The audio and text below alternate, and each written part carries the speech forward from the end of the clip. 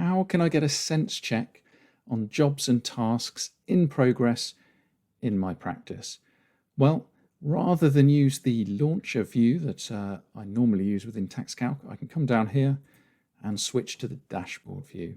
So here we've got all the individual members of my team, and this is showing the tasks that each of those have on their plate at the moment. So as we can see, Darren's got 9 tasks and he's getting a little bit behind.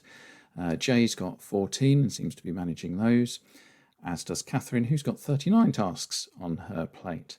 Well, if I want to, I can, rather than show the individual members of my team, I can show a team's tasks. So here we've got the jobs and tasks of my tax team. So it doesn't matter which member of my tax team is working on these clients, they will show here. And below that, I've also got my payroll team's jobs and tasks. If I want to do a bit more analysis, then I can go down to my portfolio dashboard here. And this one is split between Darren's clients at the top and Jay's clients at the bottom. So again, this doesn't matter which team is taking care of any of these jobs. It doesn't matter which individual member of staff is taking care of these jobs.